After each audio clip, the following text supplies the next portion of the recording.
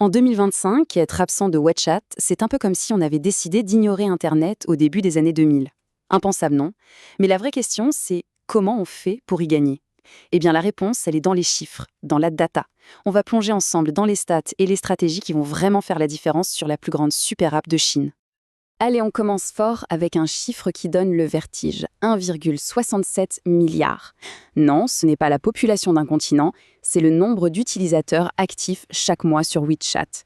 L'échelle est tout simplement colossale, impossible de passer à côté. Mais avoir des utilisateurs, c'est une chose. Qu'ils soient engagés, c'en est une autre. Et là, c'est encore plus fou. Chaque jour, 120 milliards de messages sont échangés sur la plateforme. WeChat, ce n'est pas juste une messagerie. C'est littéralement le cœur battant de la vie quotidienne en Chine. Et là, attention, on arrive aux chiffres qui changent absolument tout. 92,7%. C'est juste énorme. C'est le taux de pénétration de WeChat en Chine.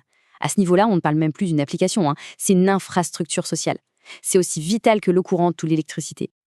Bon, ces chiffres sont impressionnants, c'est clair. Mais qui se cache derrière? Pour réussir sur WeChat, il faut d'abord comprendre les gens. Alors, qui sont ces utilisateurs? Et surtout, qu'est-ce qu'ils y font toute la journée?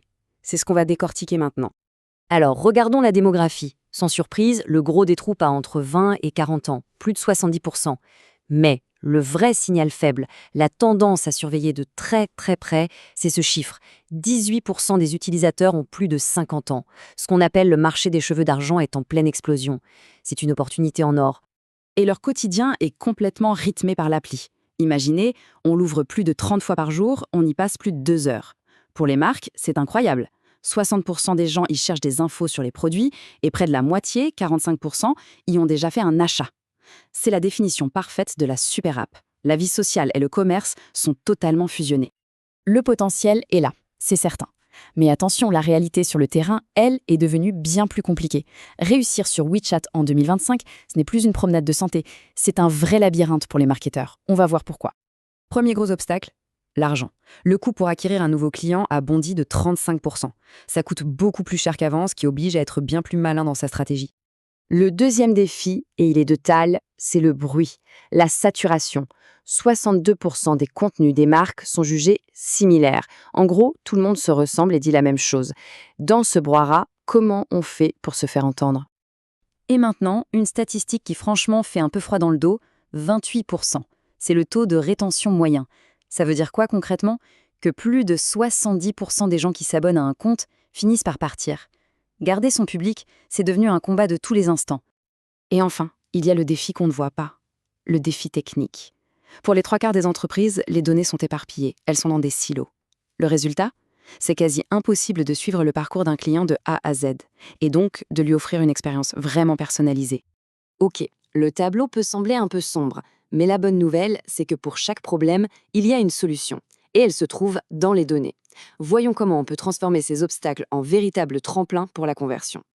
Voici la nouvelle feuille de route. Le contenu se ressemble trop, on passe à la vitesse supérieure, avec une combinaison d'IA et de micro-influenceurs. Les conversions sont trop faibles, on utilise la data pour une segmentation client quasi chirurgicale. Pour la rétention, c'est simple, il faut créer de la confiance avec du contenu de grande valeur. Et pour gérer le volume de demande, on opte pour un modèle hybride, l'IA pour la vitesse, l'humain pour la touche personnelle. Et est-ce que ça marche? La preuve par l'exemple.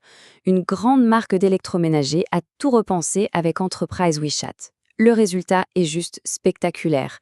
Leur capacité de service a été triplée et le taux de renouvellement des clients a explosé, passant de 55% à 88%. L'impact est direct et surtout, il est mesurable.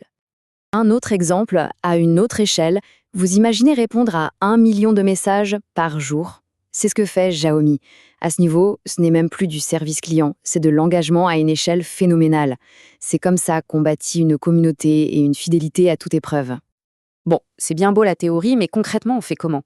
C'est le moment de passer à la pratique. Voici un plan d'action pour 2025, résumé en 4 étapes clés. 4 actions à mettre en place. Alors voilà les 4 piliers. D'abord, on mise tout sur la vidéo en direct. C'est un marché gigantesque. Ensuite, on adopte un service client hybride pour avoir le meilleur des deux mondes, la vitesse de l'IA et l'empathie de l'humain. Troisièmement, on arrête de travailler en aveugle. On unifie les données pour avoir enfin une vision à 360 degrés. Et enfin, on s'ouvre. On développe des approches spécifiques pour ce fameux marché des cheveux d'argent, l'opportunité de demain. Pour finir, essayons de nous projeter un peu. Entre l'IA qui change complètement la façon dont on communique et cette génération cheveux d'argent qui devient une force économique majeure, la plateforme est en pleine mutation. La vraie question, ce n'est plus seulement comment gagner en 2025, mais plutôt à quoi va ressembler le WeChat de 2030. C'est la question qui va définir toutes les stratégies de la prochaine décennie.